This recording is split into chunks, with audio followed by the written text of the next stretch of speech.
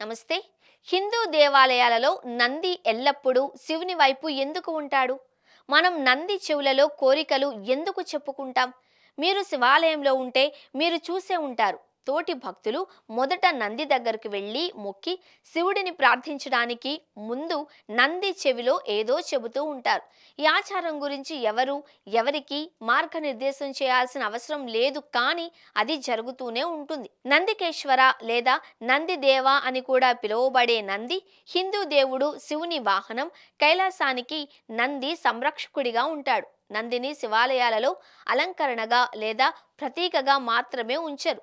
అతను శివునికి అత్యంత సన్నిహితుడు. ఎల్లప్పుడూ గర్భగుడి వైపు కూర్చుని శివుని విగ్రహం వైపే చూపుంటుంది. అనేక సాంప్రదాయాలలో అతను ద్వార పాలకుడిగా, శారీరకంగా ఆధ్యాత్మికంగా శివుడికి దగ్గరగా ఉంటాడు. భక్తులు నంది చెవులకు తమ కోరికలు చెప్పడానికి ఒక కారణం ఉంది. నందికి భక్తులకు మధ్య వ్యక్తిగతంగా ఉంటుంది. చాలా మంది భక్తులు మృదువుగా మాట్లాడే విషయం నిజాయితీని కలిగి ఉంటుంది అని నమ్ముతారు. తమ కోరికలను నంది ఎప్పటికీ మర్చిపోడు అని భక్తుల నమ్మకం. నంది శాశ్వతంగా వినేవాడు. తనతో చెప్పే ప్రతి కోరికను అతను గుర్తుంచుకుంటాడు అని, సరైన సమయంలో శివుడికి చేరేలా చూస్తాడు అని నమ్మకం. అందుకే భక్తులు తరచుగా వ్యక్తిగత కోరికలను నంది చెవిలో వేస్తారు.